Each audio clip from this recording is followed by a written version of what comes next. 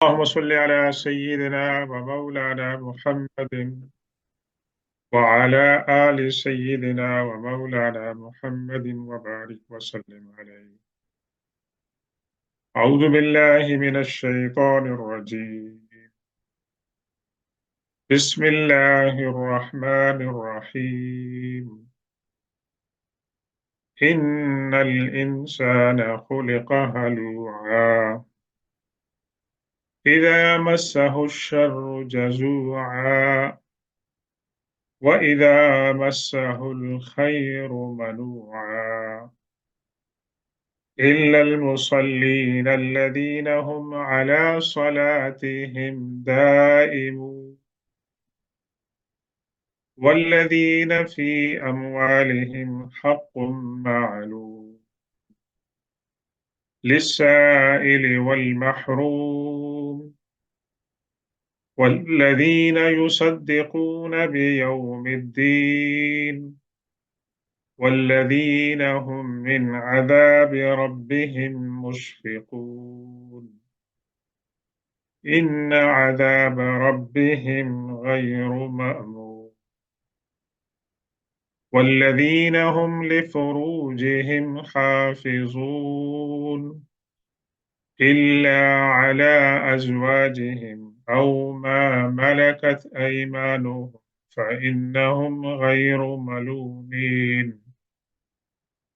فمن ابتغى وراء ذلك فأولئك هم العادون والذين هم لأماناتهم وعهدهم راعون والذين هم بشهاداتهم قائمون والذين هم على صلاتهم يحافظون أولئك في جنات مكرمون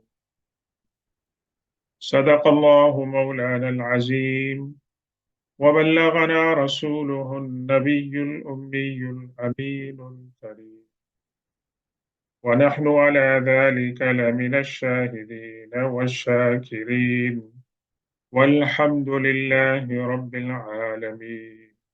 السلام علیکم ورحمۃ اللہ تعالی وبرکاتہ۔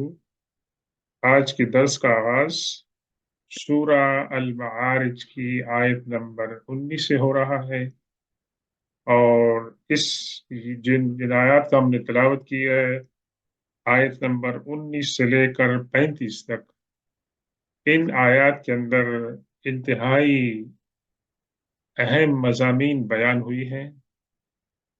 ان آیات کے اندر ایک طرف انسان کی جو مذموم صفات ہیں ان کا ذکر ہے، اور اس کے مقابلے میں انسان کی جو اچھی صفات ہیں، 10 صفات ہیں، ان کا ذکر ہے۔ پہلے انسان کی مذموم صفات کا ذکر ہے جو 3 ہے، اور اس کے بعد بتایا گیا کہ ان 3 مذموم صفات کو ایسے انسان اچھی صفات میں تبدیل کر سکتے ہیں جن کے اندر یہ خوبیاں 10 خوبیاں پائی جائیں۔ تو آپ نے سورہ المومنون کی ابتدا میں اللہ تبارک و تعالیٰ نے ان مومنین کی صفات بیان فرمائی ہیں جو کہ کامیاب ہیں۔ قد افلح المؤمنون الذین هم فی صلاتهم خاشعون، اور وہاں بھی آخر میں اللہ تبارک و تعالیٰ نے ان صفات کے حامل افراد کو جنت کی بشارت دی ہے۔ اور یہاں پر جو ذکر ہو رہا ہے، یہ ذکر ہو رہا ہے انسان کی 3 اہم بری صفات کا، اور یہ ذکر ہو رہا ہے کہ انسان جب قیامت کے دن اللہ کے سامنے پیش ہوگا، اس کے بعد ان کا ذکر آیا ہے۔ اور اس میں جو پہلی صفت ہے ان الانسان خلق ہلوعا، اور اس کا ذکر اللہ تبارک و تعالی خود ہی فرما رہا ہے کہ انسان کو بے شک خلقا پیدا کیا گیا ہے، یا انسان کی جبلت اور فطرت اس پر ہے کہ وہ انسان ریس ہے، وہ لالچی ہے، اور اس کے اندر استقرار نہیں ہے، اور اس کو پھر اللہ تبارک و تعالیٰ نے آئندہ 2 آیات کے اندر اس کی تشریح بھی فرما دی۔ اذا مسہ الشر جزوعا، جب انسان کو کوئی برائی ٹچ کرتی ہے تو انسان جزع اور فزع کرتا ہے۔ وَإِذَا مَسَّهُ الْخَيْرُ مَنُوعًا، اور جب انسان کو کوئی اچھی چیز ملتی ہے تو انسان اس کے اندر کیا کرتا ہے کہ انسان پروٹیکٹیو ہوتا ہے، اور انسان اس کے اندر ریزسٹنس پیدا ہوتی ہے۔ یہ صفات جو ہے اللہ تبارک و تعالیٰ کی طرف سے بیان کی گئی ہیں، اور جس نے انسان کو ان صفات کے اوپر پیدا فرمایا۔ انسان کے لیے جو لفظ استعمال کیا ہے ماضی مجہول کا، خلقا پیسو ہے، پاسٹ ٹینس، انسان کو اس جبلت میں رکھا گیا ہے، اور یہ تمام انسانوں کی صفات ہیں، الا ماشاء اللہ کہ جنہوں نے اللہ کی توفیق سے ان مذموم صفات کو اچھی صفات کے اندر تبدیل کر لیا۔ تو یہ 3 صفات جو ہیں، یہ ہے کہ انسان جو ہے وہ اس کے اندر لالچ ہے، ہرس ہے، اور انسان کو جب برائی کا سامنا کرنا پڑتا ہے کسی مشکل کا، تو اس وقت انسان جو ہے وہ بہت ہی شکایتیں کرتا ہے، اور جب انسان کے پاس کوئی اچھی نعمت آتی ہے تو انسان اپنی جو دکھ ہے اور مشکلات ہیں ان کو بھول جاتا ہے۔ اور منوعہ کے ایک معنی یہ بھی ہے کہ انسان کے پاس جو، چونکہ خیر کے معنی میں دولت، خیر جو ہے وہ دولت کے معنی میں بھی استعمال ہوتا ہے، یعنی جب انسان کے پاس آسودگی آتی ہے، خیر آتا ہے، تو اس وقت انسان یہ نہیں کرتا کہ وہ اس خیر کو شیئر کرے۔ یہ ایک جنرل ہے، اس کا مطلب یہ نہیں ہے کہ بھی تمام انسان، بلکہ غالب اکثریت انسانوں کی جو ہے وہ اسی طرح ہے، اور یہ قرآن کا اسلوب ہے کہ یہ غالب اکثریت کے اوپر جو صفات جو ہے وہ ان کا اطلاق ہوتا ہے، ان کا ذکر ہوتا ہے، لیکن یہاں اللہ تبارک و تعالیٰ نے ان مذموم صفات کے ساتھ ساتھ استثناء بھی قرار دیا ہے، ایگزمپشن بھی، کہ کچھ ایسے بھی انسان ہیں جو ان صفات کو اچھی صفات کے اندر تبدیل کر لیتے ہیں، اور وہ ان بری صفات سے مستثنا ہوتے ہیں۔ ان میں پہلی کیا فرمائی؟ الا المصلین۔ دیکھیں یہاں پر مومنین کا ذکر نہیں آیا، بس مسلین کا مراد ہے کہ جو لوگ نماز پڑھتے ہیں۔ اب نماز تو اسلام سے پہلے جو ادیان تھے، حضرت عیسیٰ علیہ السلام کے، حضرت موسیٰ علیہ السلام کے، دیگر انبیاء جو رہے، ان کے بھی فالوورز تھے، وہ کسی نہ کسی صورت میں نماز کو ادا کرتے تھے۔ نماز کے طریقے میں تو اختلاف ہو سکتا ہے، لیکن نماز کے اندر جو بنیادی ارکان ہوتے ہیں، یعنی قیام ہوتا ہے، رکوع ہوتا ہے، سجود ہوتا ہے، یہ تمام کی تمام باتیں جو ہیں وہ تمام ادیان کے اندر مشترک، اور اس کے اندر طہارت اور یہ تمام چیزیں جو ہیں تمام ادیان کے اندر مشترک ہیں۔ تو پہلی جو صفت اللہ تعالیٰ نے بیان فرمائی ہے وہ نماز پڑھنے والوں کی صفت۔ جو لوگ نماز پڑھتے ہیں وہ ان 3 برائیوں سے مستثنا ہوتے ہیں، اور یہاں پر عام نمازی کا ذکر نہیں ہے، بلکہ اس کے بعد اللہ تبارک و تعالیٰ نے اس کی ڈسکرپشن بھی فرمائی ہے کہ نمازی تو ہے لیکن ان کی نماز کے اندر یہ خصوصیات ہوتی۔ کیا فرمایا؟ الذین هم علی صلاتهم دائمون۔ نماز ایسے پڑھنے والے ہیں کہ جو اپنی نمازیں پابندی کے ساتھ ادا کرتے ہیں، نمازوں کو مس نہیں کرتے۔ اس کا دوسرا ترجمہ کیا ہے کہ وہ نماز کے اندر نماز کے جو آداب ہیں اور نماز کے اندر خشوع اور خضوع کے جو تقاضے ہیں ان کو وہ پورا کرتے ہیں۔ یہ اللہ تبارک و تعالیٰ نے پہلی صفت بیان فرمائی ہے، اور نماز اسلام کا ایک اہم پلر ہے شہادت کے بعد، اور اس کی اہمیت جو ہے وہ واضح ہے، اس کے اندر کسی تشریح کی ضرورت نہیں۔ ایک بات عرض کر دیں کہ نماز کی جو افادیت ہے اس کے بارے میں اللہ تعالی نے فرمایا، ان الصلاۃ تنہا عن الفحشاء والمنکر، بے شک نماز جو ہے وہ روکتی ہے بری باتوں سے، اور تمام جو قابل مذمت عادات ہیں ان سے نماز انسان کو روکتی ہے۔ اور سوال یہاں پیدا ہوتا ہے کہ عالم اسلام میں تو نماز پڑھنے والے تو بہت زیادہ ہیں، ہماری مسجدیں بھی بھری ہوتی ہیں، حرم مدینہ میں، حرم مکہ میں، اور بیت المقدس میں، اور آج کل ماشاء اللہ مساجد میں نمازی، اور خاص طور پر رمضان مبارک کے اندر تو نماز اگر روکتی ہے، ان الصلاۃ تنہا عن الفحشاء والمنکر، تو پھر اس کے باوجود عالم اسلام کے اندر، امت مسلمہ کے اندر کیوں فحشاء اور منکر جو ہے وہ ہوتے ہیں؟ تو اس کا مختصر جواب یہ ہے کہ نماز کا جو تقاضا ہے، نماز کی جو روح ہے، نماز کے اندر انسان جس خضوع کا اظہار کرتا ہے، اگر اس کو انسان نماز سے جو باہر کی زندگی ہے اس کے اندر اس کو ٹرانسلیٹ کرے، تو نماز کا جو فائدہ ہے وہ نہ صرف فرد کو ہو سکتا ہے بلکہ معاشرے کو بھی ہو سکتا ہے۔ تو نماز کے اندر تو قصور نہیں ہے، قصور تو انسان کے اندر ہے، نمازی کے اندر ہے کہ اس نے نماز کے فلسفے کو نہیں سمجھا، اور نماز کے اندر اللہ تبارک و تعالیٰ کی مناجات ہوتی ہے، اور اتنا اہم رکن ہے کہ اللہ کے رسول صلی اللہ علیہ وسلم نے فرمایا، الصلاۃ معراج المومنین، نماز جو ہے وہ مومنین کی معراج ہے۔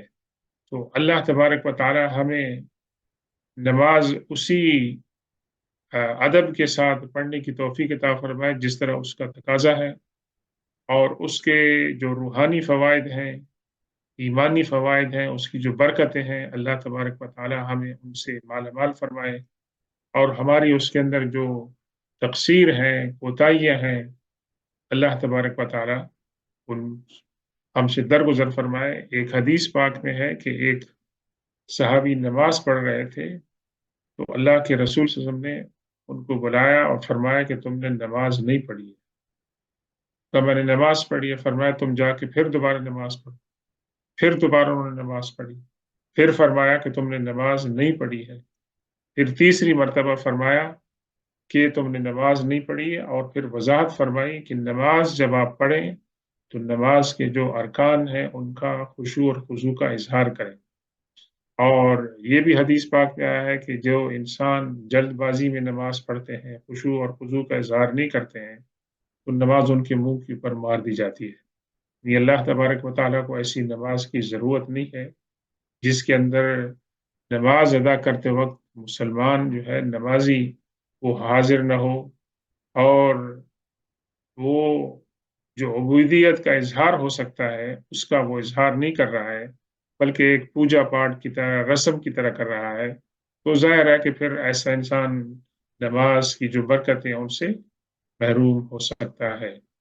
اور نماز چونکہ پہلا سوال ہوگا قیامت والے دن، انسان سے، مسلمان سے پہلا سوال جو ہوگا وہ نماز کے بارے میں ہوگا، تو یہاں اللہ تبارک و تعالیٰ نے پہلی صفت جو بیان فرمائی ہے مومنین کی، وہ ہے کہ نماز پابندی کے ساتھ ادا کرتے ہیں، اور اس کے ساتھ یہ ہے کہ نماز کے جو تقاضے ہیں اس کے اندر خشوع اور خضوع کا جو مطالبہ ہے، انسان اسی حضوری کے ساتھ اور کنسنٹریشن کے ساتھ نماز ادا کرے گا، تو انشاءاللہ اللہ تبارک و تعالی ان کو اس کے جو روحانی فوائد ہیں وہ عطا فرمائے گا۔ تو یہ پہلی صفت ہو گئی ہے ان لوگوں کی کہ جو ان تین بری مذموم صفات سے ایگزمپٹ ہے۔ والذین فی اموالہم حق معلوم लिस्साइल वल महरूम। और वो लोग जिनकी सिफत ये है दूसरी कि उनके जो माल दौलत है, उनकी प्रॉपर्टीज है, उसके अंदर हक़ मालूम, एक पोर्शन है मालूम यानी मुकर्रर, नोन, एक खास मिकदार है उनकी दौलत के अंदर। इससे जरूरी मुराद नहीं है कि इससे मुराद जो है ज़कात हो, क्योंकि ये मक्की सूरत है और ज़कात जो थी वो मुसलमानों पर मदीना में फ़र्ज हुई थी। और दूसरी बात यह है कि ज़कात से ज़रूरी मुराद नहीं है कि ये जो हम ज़कात देते हैं, ज़कात से बाज़ औक़ात मुराद जो है वो सदका भी जो है वो मुराद लिया जाता है। जैसे कि आप फितराने को ज़कातुल फ़ितर के अल्फ़ाज़ हदीस में आते हैं।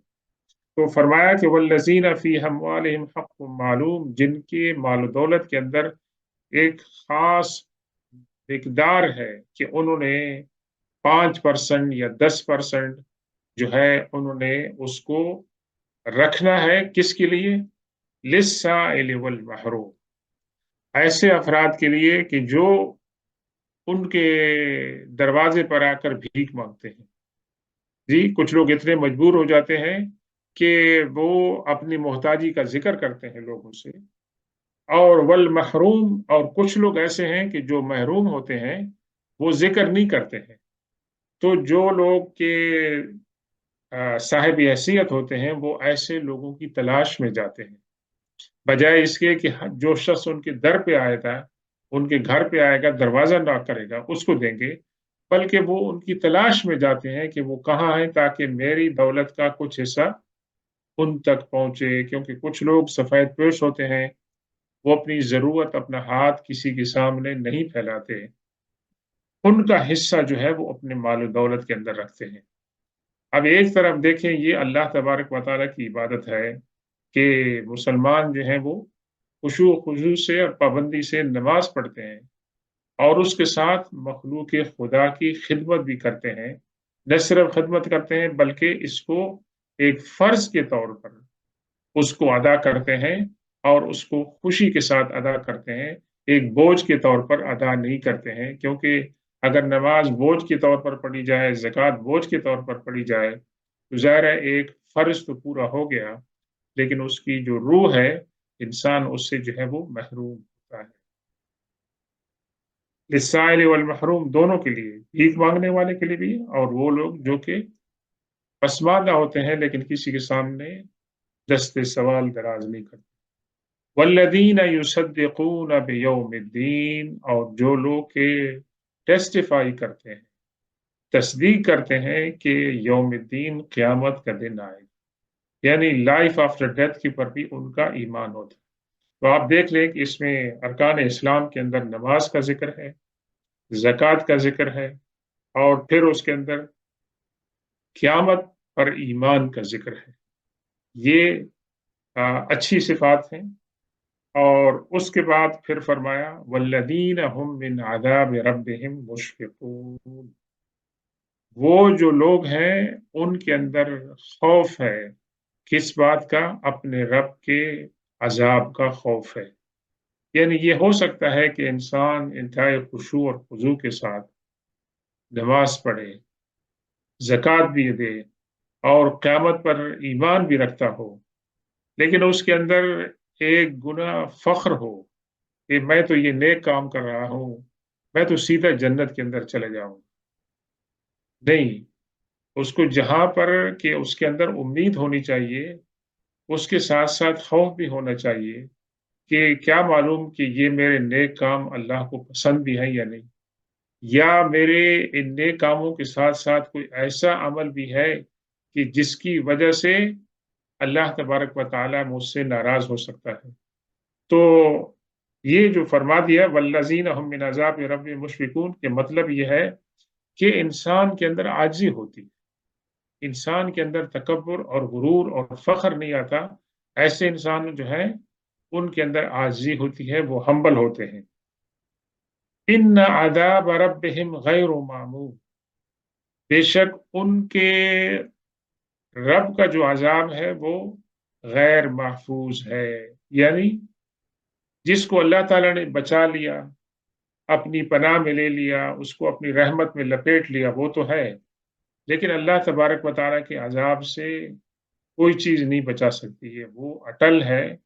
اللہ تبارک و تعالیٰ نے اس کا ایک نظام بنایا ہے، تو اس لیے ان کے دل کے اندر یہ خوف رہتا ہے کہ کہیں مجھے اپنے کسی گناہ کی وجہ سے، ایسا گناہ کہ جس کا انسان کو علم بھی نہ ہو، اس کی وجہ سے مجھے اللہ تبارک و تعالیٰ عذاب کے اندر مبتلا نہ کرے۔ تو یہ خوف انسان کے اندر جو ہوتا ہے، یہ خوف انسان کو برائیوں سے بچاتا ہے، اور یہ خوف انسان کو اللہ کے قریب لاتا ہے، اور یہ خوف انسان کے اندر عاجزی پیدا کرتا ہے، اس کو تکبر اور غرور سے اور فخر سے جو ہے بچاتا ہے۔ اور یہ خوف انسان کے اپنے من کے اندر ہوتا ہے، اور اس کا اظہار جو ہے وہ عملی صورت میں کرتا ہے کہ دوسرے انسانوں کے ساتھ جب وہ برتاؤ کر رہا ہے، ڈیلنگ کر رہا ہے، تو اس وقت اس کے اندر غرور اور تکبر نہیں ہوتا ہے۔ والذین هم لفروجهم حافظون إلا على أزواجهم أو ما ملكت أيمانهم فإنهم غير ملومين۔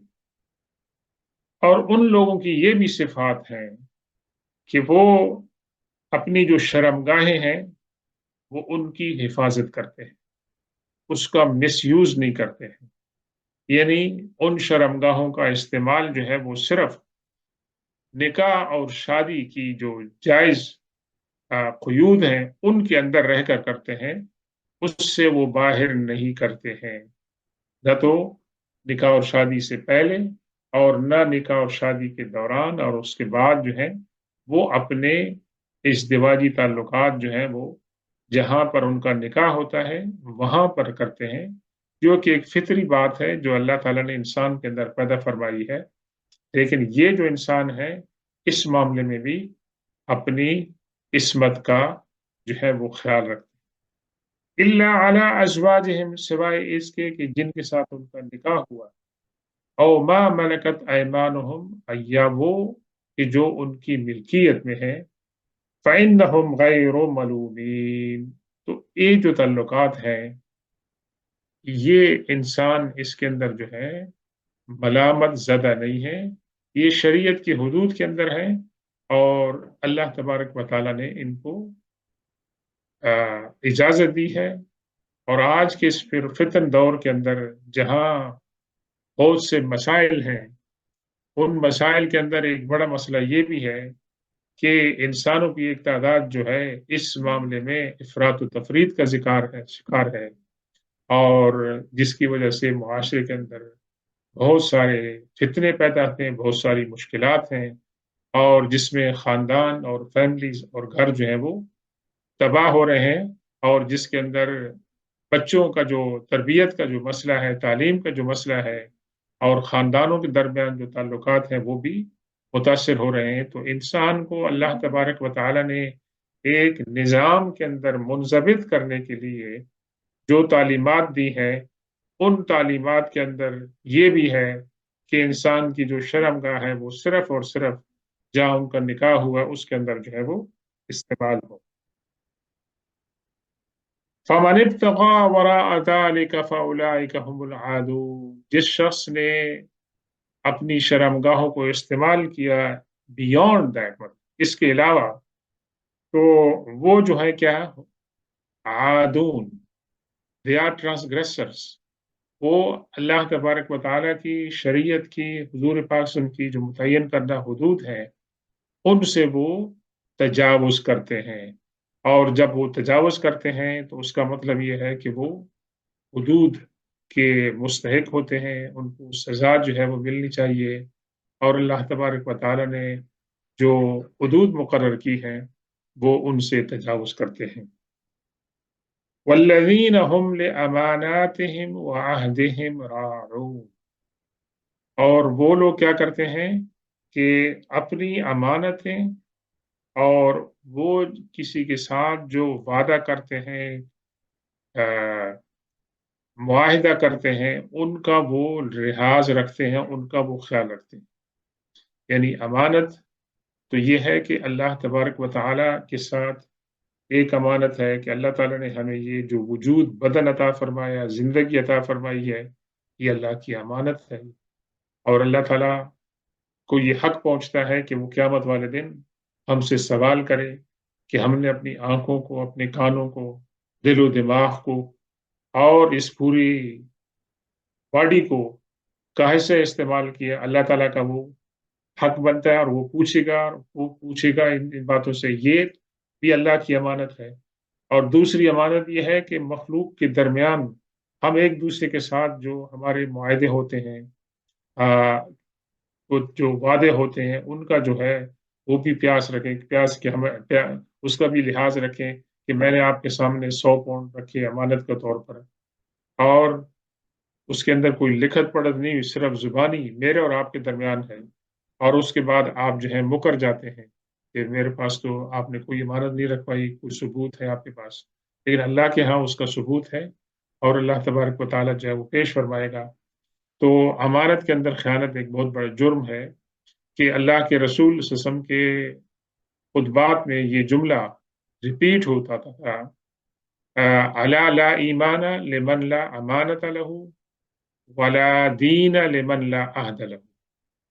اس انسان کے ایمان کا کوئی اعتبار نہیں کہ جس کے اندر امانت داری نہ ہو، اور اس انسان کے دین کا اعتبار نہیں ہے کہ جس کے اندر عہد کا اور وعدوں کا پاس نہ ہو۔ یہ اس کے بعد فرمایا والذین هم بشہاداتهم قائمون، اور جہاں پر ان کو گواہی دینی ہے، کہیں ان نے چیز دیکھی ہے اور ان کو بلایا جاتا ہے کہ آپ یہاں پر گواہی دیں ایز اے وٹنس، تو وہ اپنی جو گواہی ہے اس پر قائم رہتے ہیں، اس گواہی کو تبدیل نہیں کرتے ہیں۔ اور استغفر اللہ، اللہ تعالیٰ معاف فرمائے کہ ہمارے امت مسلمہ کے اندر اس وقت جو زوال ہے، جو انحطاط ہے اخلاق کا، اس میں یہ بھی ایک بات ہے کہ لوگ جو ہیں وہ اپنی گواہیوں کا جو ہے وہ لحاظ نہیں رکھتے ہیں، اور سچ کو جھوٹ، جھوٹ کو سچ، اپنے مادی فوائد کے لیے، کسی کی اسکن کو بچانے کے لیے، اور جو ویسٹڈ انٹرسٹ ہوتے ہیں ان کے، اس کے اندر جو ہے وہ اس کا غلط استعمال کرتے ہیں۔ اسی طریقے سے امانت کے اندر خیانت اور وعدوں کی خلاف ورزی، یہ جو ہے وہ عام بیماریاں ہیں، وبائیں ہیں جو عالم اسلام کے اندر ہمارے اخلاق کے اندر جو ہے وہ موجود ہے۔ اور ظاہر ہے کہ ان بیماریوں کی وجہ سے ہمارے معاشرے کے اندر اثر پڑتا ہے، اور اس سے برکت جو ہے وہ اٹھ جاتی ہے، اللہ تبارک و تعالیٰ کی رحمت جو ہے اٹھ جاتی ہے، اور جب انسان اللہ کی رحمت اور برکت سے محروم ہو جائے تو پھر اللہ تبارک و تعالیٰ ان سے جو ہے وہ ناراض ہوتے ہیں۔ والذین هم علی صلاتهم یحافظون، اس کے اندر بڑے غور و فکر کی بات ہے کہ جو انسان کی اچھی صفات کا جب ذکر ہوا تھا تو اس کے اندر جو پہلی صفت تھی وہ نماز کی پابندی اور اس کو خشوع اور خضوع سے ادا کرنے کی صفت تھی۔ اور ان صفات حمیدہ کا جب اختتام ہو رہا ہے تو اس میں بھی اللہ تبارک و تعالیٰ کیا فرماتے ہیں کہ وہ لوگ کیا ہیں کہ وہ اپنی نمازوں کی حفاظت کرتے ہیں۔ تو اس سے پتہ چلتا ہے کہ نماز کا ذکر ابتدا میں بھی ہو رہا ہے اور کنکلوژن میں بھی ہو رہا ہے، تو اس سے مراد یہ ہے کہ نماز ایک بہت ہی اہم عبادت ہے، اور یہ بہت اہم فریضہ ہے، اور اس کا جیسے حق ہے اسی طرح ادا کیا جائے تو اللہ تبارک و تعالیٰ اس کی نعمتیں انسان کو عطا فرماتا ہے۔ اولئک فی جنات مکرمون، ان تمام صفات حمیدہ کے جو حامل افراد ہیں وہ باغات میں ہوں گے، جنتوں کے اندر ہوں گے، مکرمون، دے ول بی آنرڈ، ان کو وہاں اعزاز کے ساتھ وہاں رکھا جائے گا، اور ان کو عزت کے ساتھ جو ہے وہاں پر ان کا جو ہے برتاؤ کیا جائے گا۔ یہ آیت نمبر 35 تک جو ہے اللہ تبارک تعالیٰ نے انسانوں کی 3 جو مذموم صفات ہیں ان کا ذکر کیا، اور اس کے ساتھ ساتھ اللہ تبارک و تعالیٰ نے فرمایا کہ کون کون سے لوگ ہیں، کون سی صفات کے حامل افراد ہیں کہ جو ان مذموم صفات سے اپنے آپ کو مستثنا قرار دے سکتے ہیں۔ اور آخر میں فرمایا کہ یہ جو لوگ ہیں اللہ تبارک و تعالیٰ ان کو مختلف انواع و اقسام کی نعمتیں عطا فرمائیں گے جنت کے اندر، اور ان کو اعزاز اور اکرام کے ساتھ نوازا جائے۔ اس کے بعد سلسلہ گفتگو جو ہے وہ منتقل ہوتا ہے دوبارہ ان لوگوں کے لیے کہ جو منکرین نبوت تھے، منکرین رسالت تھے، اور قرآن کو اور حضور پاک صلی اللہ علیہ وسلم کو جو ہے وہ صادق اور امین نہیں مانتے تھے، بلکہ ان کا تمسخر اڑاتے تھے۔ تو یہاں ان کو بھی، ان کی بھی برائی بیان کی جا رہی ہے، اور ان کے بارے میں بتایا جا رہا ہے کہ ان کا رویہ حضور پاک صلی اللہ علیہ وسلم کے ساتھ کیسے تھا۔ فَمَا لِلَّذِينَ كَفَرُوا قِبَلَكَ مُهْطِعِينَ عَنِ الْيَمِينِ وَعَنِ الشِّمَالِ عِزِينَ۔ فرمایا کیا ہو گیا ہے ان لوگوں کو کہ جنہوں نے کفر کو اختیار کیا، کہ وہ آپ کی طرف مہطعین، جلدی سے آپ کی طرف دوڑ کر آتے ہیں۔ ان کو کیا، اس کی کیا وجہ ہے کہ وہ سرعت کے ساتھ اور تیزی کے ساتھ آپ کی طرف جو ہے وہ آتے ہیں، متوجہ ہوتے ہیں۔ عن الیمین وعن الشمال عزین، آپ کے دائیں طرف اور آپ کے بائیں طرف، عزین یعنی گروہ کے اندر، ٹولیوں کے اندر، اور اپنے اپنے ٹرائب کو ریپرزینٹ کرتے ہوئے وہ آپ کے سامنے آ کر بیٹھ جاتے ہیں۔ اب ان کے بیٹھنے کا کیا مقصد ہے؟ گروہ در گروہ جب یہ حضور پاک صلی اللہ علیہ وسلم کے ساتھ بیٹھتے ہیں، آپ کی باتوں کو تو سنتے ہیں، لیکن ان کی نیت کیا ہوتی ہے کہ آپ کو ڈسٹریکٹ کریں، آپ کا مذاق اڑائیں ویسے اور ایک ایسا رویہ پیش کریں کہ جس سے ان کے دل میں حضور پاک صلی اللہ علیہ وسلم کے ساتھ جو ہے وہ بدتمیزی ہو، اور ادب کے خلاف جو رویہ ہے ان کا، اس کا اظہار ہو رہا ہے۔ تو یہ وہ اللہ تعالیٰ فرماتے ہیں وہ کیا ہوا، کیوں وہ ایسے کر رہے ہیں؟ ایطمع کل امرئ منہم ان یدخل جنت نعیم، کیا ان میں سے ہر ایک اس بات کی توقع رکھتا ہے، تمنا رکھتا ہے کہ ان کو نعمتوں والی جنت کے اندر داخل کیا جائے گا؟ کیا وہ اس بات کی توقع رکھتے ہیں؟ بلکہ وہ کہتے تھے کہ اگر یہ جو آپ کے فالوورز ہیں، اگر یہ جنت میں جا سکتے ہیں تو ہم بھی جا سکتے ہیں، ہمیں کون سی چیز روک سکتی ہے؟ کیونکہ ہمیں دنیا میں اللہ تعالیٰ نے نعمتیں دی ہوئی ہیں، اور آپ اور آپ کے فالوورز تو ان نعمتوں سے محروم ہیں۔ تو جس خدا نے ہمیں دنیا میں وہ نعمتیں دی ہیں، وہ ہمیں آخرت میں ان سے کیوں محروم کرے؟ تو اللہ تعالیٰ نے فرمایا کہ کیا وہ اس بات کی تمنا کرتے ہیں، کیا اس بات کی امید رکھتے ہیں کہ ان میں سے ہر ایک کو اللہ تبارک و تعالیٰ نعمتوں والی جنت کے اندر داخل فرمائے گا؟ کلا، نیور ایور۔ یہ لفظ کلا کو آپ یاد رکھیں، ویسے جہاں کہیں بھی آئے گا کلا، اس سے جو پہلا بیان ہوگا اس کو نگیٹ کرے گا۔ ہرگز نہیں، ہرگز نہیں، یعنی ہرگز ایسے نہیں ہوگا کہ ان میں سے ہر ایک جو تمنا کر رہا ہے کہ اس کو جنت میں داخل کیا جائے گا، نہیں، ایسے نہیں ہوگا۔ انا خلقناہم مما یعلمون، بے شک ہم نے ان کو جس چیز سے پیدا کیا ہے اس کو وہ جانتے ہیں۔ یعنی انسان کی جو اوریجن ہے وہ بہت ہی مین ہے، انسان کو جس مادے سے پیدا کیا گیا ہے وہ بہت ہی مین قسم کا مادہ ہے، لیکن اللہ تعالیٰ نے اس کو خوبصورت جو ہے لباس کے اندر اور جسم کے اندر جو ہے اسی سے پیدا فرمایا ہے۔ تو یہ اللہ کا کلام ہے ویسے، اور اس کی قوت تخلیق اور ابداع ہے کہ اس نے اس مین مادے سے انسان کو احسن تقویم کے اندر جو ہے پیدا فرمایا ہے۔ فرمایا وہ لوگ اس کو جانتے ہیں۔ فلا اقسم برب المشارق والمغارب انا لقادرون، اب یہاں پر جو فلا استعمال ہوا ہے، ویسے تو لا کے معنی ہوتے ہیں نہیں، لیکن یہاں اس سے مراد یہ ہے کہ میں قسم کھاتا ہوں، اللہ تعالیٰ خود اپنی قسم کھا رہا ہے، میں قسم کھاتا ہوں رب المشارق والمغارب، مشرق اور مغرب کا جو رب ہے اس کی قسم کھاتا ہوں. یعنی اس کے اندر جنوب اور شمال کا ذکر نہیں کیا ہے. اس کی وجہ یہ ہے کہ مشرق میں بعض اوقات جو ہے وہ سورج مختلف ممالک میں طلوع ہوتا ہے، اور مغرب میں بعض ممالک میں بعض علاقوں میں سورج مختلف وقت کے اندر غروب ہوتا ہے. تو اس لحاظ سے اللہ تبارک و تعالیٰ نے کائنات کی جو چاروں جہات ہیں ان کو اس کے اندر شامل کیا ہے، اور یہ قرآن کی فصاحت اور بلاغت ہے اور اس کا اعجاز ہے کہ اس نے اس معنی میں اس کو لیا ہے. فرمایا میں مشرق اور مغرب کے جو رب ہے اس کی قسم کھاتا ہوں، انا لقادرون. یہ قرآن کا اعجاز دیکھیں. فلا اقسم، اللہ تبارک و تعالیٰ جو ہے فرسٹ پرسن کے اندر استعمال فرما رہا ہے، انڈیویجل، اور اس کے بعد انا لقادرون اس کے اندر پھر جمع کے اندر استعمال کر رہا ہے.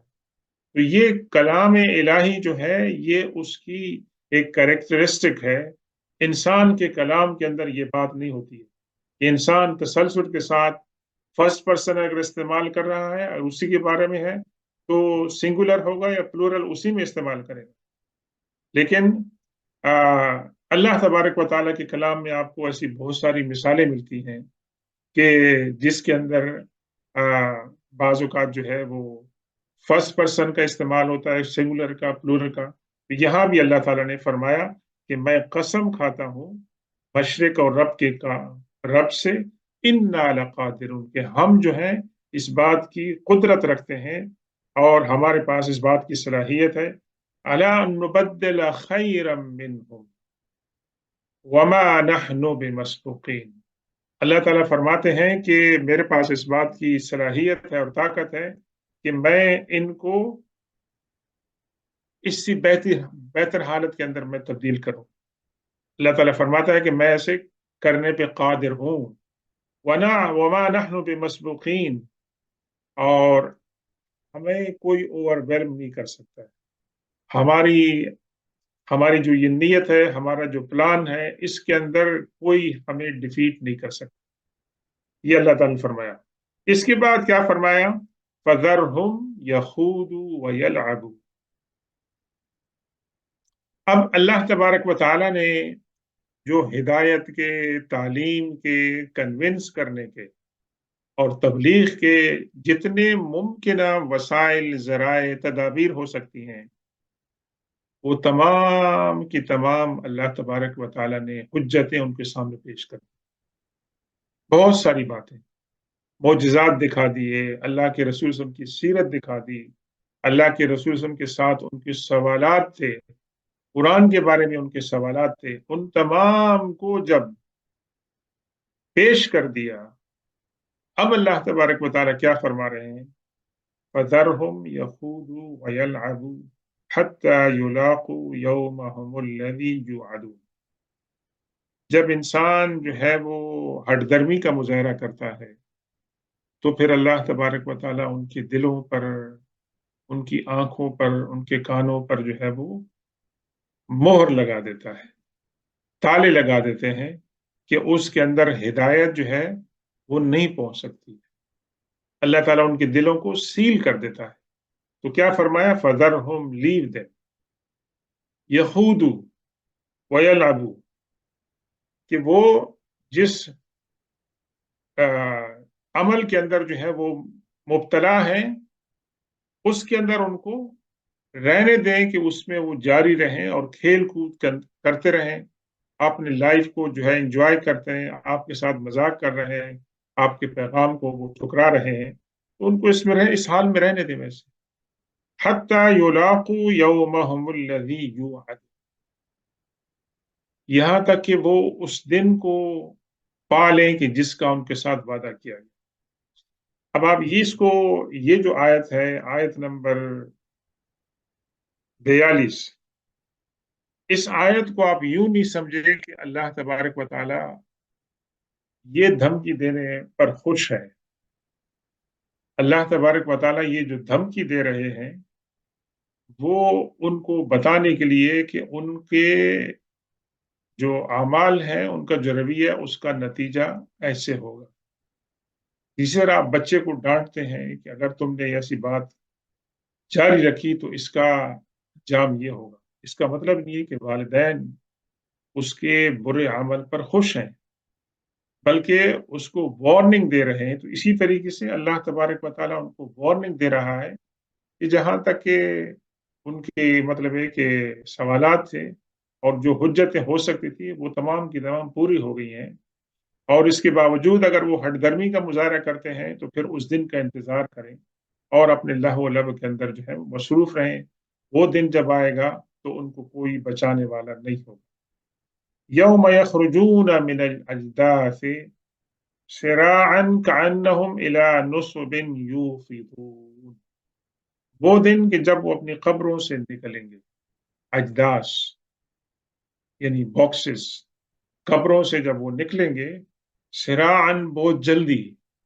ये देखें अल्लाह तबारक व तआला का निज़ाम अजीब व गरीब होगा कि एक सूर फूँका जाएगा और उस सूर की जहाँ तक आवाज़ आ रही होगी, लोग उसकी तरफ भागते जाएँगे, पीछे नहीं देखेंगे बस। वो आगे की तरफ चलते जाएँगे कि ऑटोमैटिकली उनकी डायरेक्शन उस तरफ होगी। वहाँ पर किसी से बात नहीं करनी होगी और कोई विस्परिंग हो सकती है तो वो होगी, लेकिन इंसान उस एक डायरेक्शन के अंदर जल्दी से वो चलते जाएँगे। कअन्नहुम इला नुस्बिन यूफ़िदून। अब नुस्ब जो है उसका एक माना है कि आपने एक टारगेट रखा हुआ है, एक डेस्टिनेशन है आपकी, एक मंज़िल है। आपको पता है कि आपकी मंज़िल कहाँ है, तो आप उसकी तरफ रवाँ-दवाँ आप जा रहे हैं और आपका मकसद क्या है कि आप अपनी मंज़िल पे पहुँच जाएँ। दूसरा नुस्ब से मुराद ये लिया गया है कि एक तो है बुत, कि जिस तरीके से वो दुनिया में अपने बुतों की तरफ जो है, वो बड़े शौक से और वालेहाना अकीदत के साथ जो है वो उनकी तरफ लपकते थे। या नुस्बिन से मुराद वो है कि जहाँ पर उन्होंने बुत रखे होते हैं, उस माबद की तरफ, पूजा-पाठ की तरफ जिस तरह वो बहुत शौक से वो दौड़ते हैं, कान्नहुम ऐज़ दो, ये नहीं कि रियली, यूफ़िदून, भागकर जो है वहाँ पर वो दौड़ रहे हैं। तो उस दिन इनका ये हाल होगा, ख़ाशिअतन अब्सारुहुम, उनकी निगाहें जो हैं वो झुकी हुई होंगी। निगाहें जब इंसान की झुकी होती हैं, तो एक तो शर्म और हया से झुकी होती है, एक इंसान शर्मिंदगी की वजह से और ये है कि खौफ की वजह से। ये वजूहात हैं जिसकी वजह से इंसान आँखें नीचे कर लेता है। तो ये उस वक़्त इनकी निगाहें नीचे होंगी, अपनी आँखें ऊपर भी नहीं उठा सकेंगे, अपने ऊपर ही मरकूज़ होंगे। तरहक़ुहुम ज़िल्लह, और उनको ज़िल्लत और रुसवाई क्या करेगी? उनको तरहक़ुहुम, उनको अपनी लपेट में ले लेगी और उसकी वजह से वो बेचारगी का मुज़ाहरा करेंगे। ज़ालिकल यौमुल लज़ी कानू युअदून, ये वो दिन है कि जिसका वो उनसे वादा लिया गया था। तो अल्लाह तबारक व तआला ने इन आखिरी आयत के अंदर धमकी दी है और उन लोगों का जो रवैया था हुजूर पाक सल्लल्लाहु अलैहि वसल्लम के साथ, उसका ज़िक्र किया है। ये आयत नंबर 44 है। इसके ऊपर हम इख्तिताम करते हैं। अल्लाह तबारक व तआला की बारगाह में दुआ है कि इस सूरत मुबारका के मुताले के दौरान हमने जो पढ़ा है, जो सुना है, जो सीखा है, अल्लाह ताला हमें उसको समझने और उस पर अमल करने की तौफीक अता फरमाए। सुब्हान रब्बिका रब्बिल इज़्ज़ति अम्मा यसिफून व सलामुन अलल मुरसलीन वल्हम्दुलिल्लाहि रब्बिल आलमीन।